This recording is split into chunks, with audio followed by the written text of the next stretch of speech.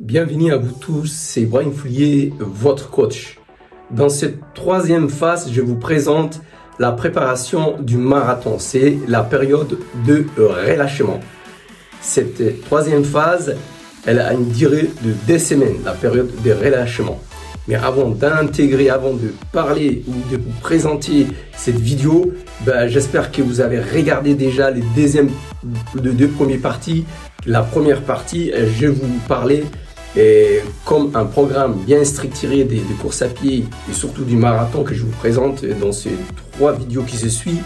Il y a le développement général. La période de développement général, je vous ai dit, elle a une durée de 4 semaines. 4 semaines où il fallait faire la fondation. C'est comme construire une maison. Il faut que la fondation soit solide. Dans cette première partie de la vidéo de développement général, nous avons développé l'ensemble de vos qualités de coureur. C'est-à-dire, on a développé vos qualités physiologiques et vous avez également développé vos qualités musculaires. Après, j'ai publié une deuxième vidéo qui était une durée de 6 semaines. C'était la période spécifique du marathon. C'était 6 semaines dans cette période incompressible, c'est-à-dire ces 6 semaines que vous allez faire déjà dans une première partie, 4 semaines d'entraînement progressif où je vais vous expliquer ce qu'il fallait faire, et à la 4e semaine, c'est une période de relâchement court, puisque à partir de 5e semaine de la période spécifique de marathon, vous avez fait soit un semi-marathon préparatoire, c'est-à-dire que vous avez parti sur le 15 premiers kilomètres, le rythme de votre objectif marathon. Par exemple, je vous ai dit, si vous visez 2h30, vous restez à la base des 2h30. Si vous êtes un champion que vous visez 2h10, vous restez à la base des 2h10. Le 15 premiers kilomètres et les 6 derniers kilomètres, vous finissez fort. Là, c'est une première étape où vous faisiez un semi-marathon comme je vous ai conseillé. Semi-marathon test, c'est-à-dire à la 5e semaine de votre préparation spécifique du marathon, vous faites un semi-marathon où vous visez votre record, vous approchez votre record, sinon vous faisiez un nouveau record de semi-marathon.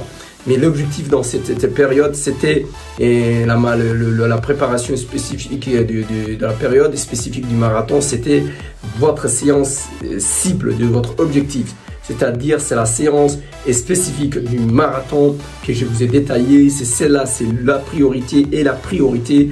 Après, si vous ne pouvez pas faire un test ou une compétition préparatoire à la 5e semaine de votre préparation, c'est pas un problème, puisque dans votre sortie longue, vous pouvez travailler comment on appelle des séances spécifiques marathon. Vous pouvez faire le 2 fois 5000 mètres par exemple, en faisant un footing de 40 minutes avant et terminer 10 à 15 minutes après. Mais l'objectif de cette période spécifique, c'est la cible. Vous habituez votre organisme à courir à l'allure de votre compétition objectif.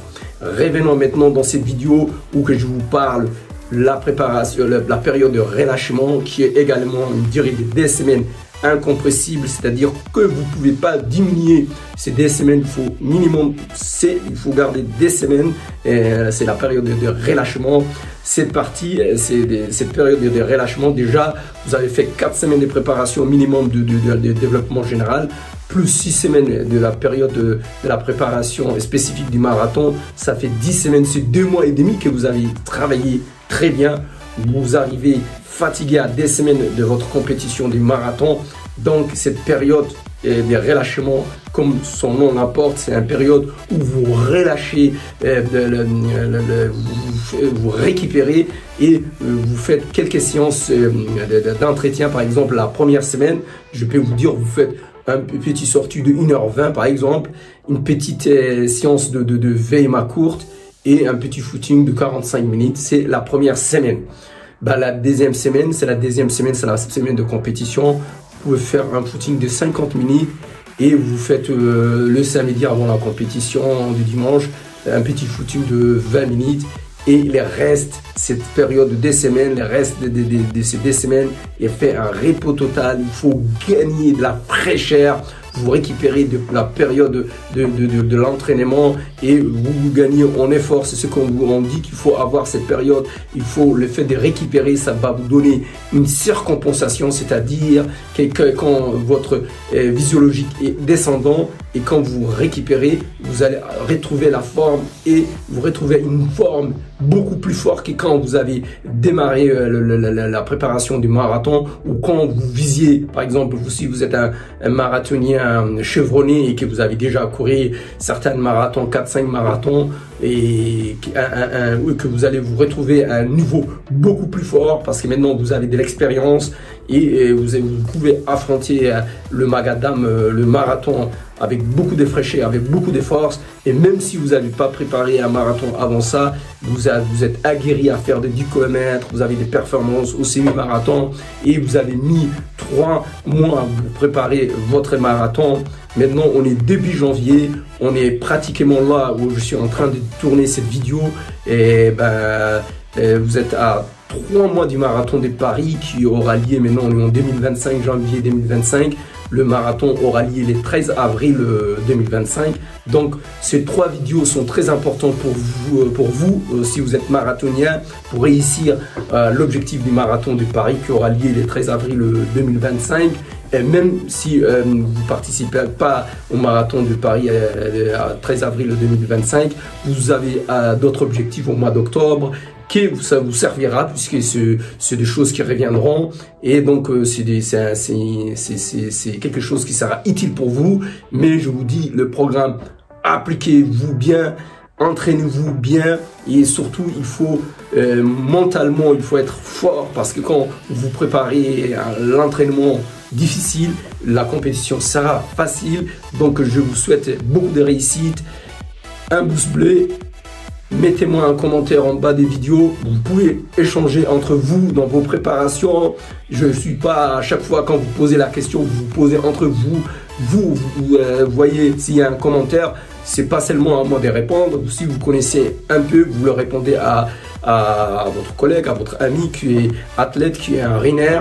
Donc moi j'interviendrai aussi également pour vous répondre. Cette chaîne est faite pour vous. Donc c'est une chaîne où vous pouvez converser, parler de l'athlétisme, vos compétitions, vos objectifs. À chaque vidéo que je fais, il faut que ça corresponde à ce que je suis en train de parler pour qu'on puisse comprendre parce que on vient de sortir plusieurs vidéos. Donc je dis, partagez-vous le commentaire en bas de chaque vidéo au sujet auquel que je parle pour que la personne ne se perd pas, puisque pour que la personne ou l'athlète, quand il regarde la vidéo, il comprend les questions que vous posez.